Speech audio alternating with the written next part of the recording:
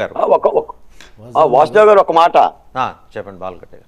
వాసుదేవ్ గారు, ఈ రోజున సిఎస్ జవహర్ రెడ్డి గారు ఇచ్చిన జీవో ఏంటంటే 57 లక్షల మంది సచివాలయానికి వచ్చే పెన్షన్లు తీసుకోమని ప్రభుత్వం జీవో ఇచ్చింది.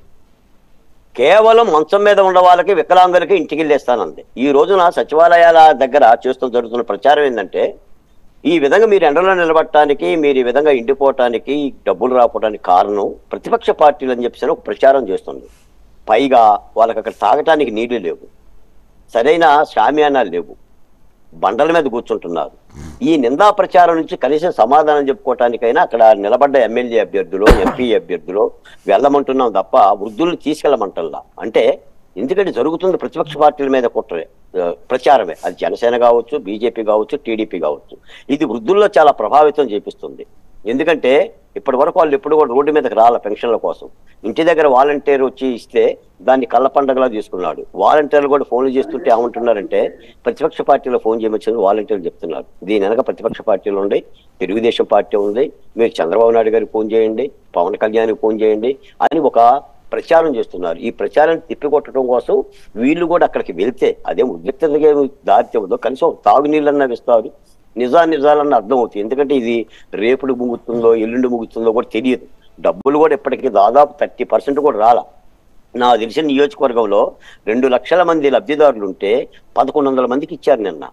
అంటే ఈ కార్యక్రమం ఎంత ప్రొలాంగ్ అవుతుందో తెలియదు. ప్రభుత్వం దీన్ని చాచి లాగి పీకి డబ్బులు ఉండా కూడా ఇవ్వట్లేదు అనుకుంటున్నాం మేమైతే. మా ఆరోపణ, డబ్బులు వచ్చినా కూడా వృద్ధులకు ఇవ్వకుండా వృద్ధుల చేత రాజకీయం చేపిద్దాం అనేది ఈ రోజున వైసీపీ పార్టీ యొక్క వ్యూహం. మీరు వైసీపీ పార్టీని అంత తేలిగ్గా అంచనా వేయమాకండి సార్. ఈ రోజున ఇప్పుడు డ్రైవర్ సుబ్రహ్మణ్యం గారిని గనక, అనంతబాబు గనక ఎలా అయితే నేనే చంపానని చెప్పేసి అన్నట్టుగా వైసీపీ పార్టీలు అందరూ కూడా అనంతబాబులే ఉన్నారు. ఇప్పుడు శేఖర్ రెడ్డి కూడా మరో అనంతబాబు.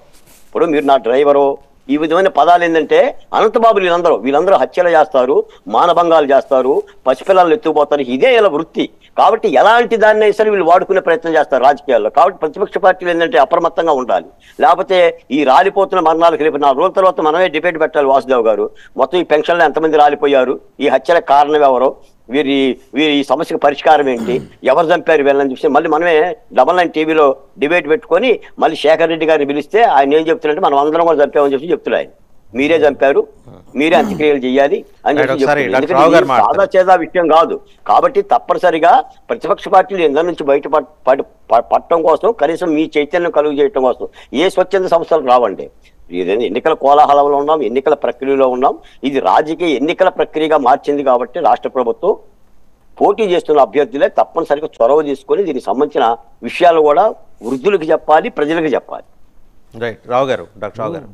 వాసుదేవన్ గారు, ఇప్పుడు ప్రతి ఒక్కరు కూడా ప్యానల్ ఉన్న ప్రతి ఒక్కరు కూడా ఇక్కడ కానీ ప్రతి ఛానల్లో కానీ ప్రతి ఒక్కరు కూడా మన ఒక పార్టీ తరఫు నుంచి మనకు ప్రాతినిధ్యం వహిస్తూ మన పార్టీ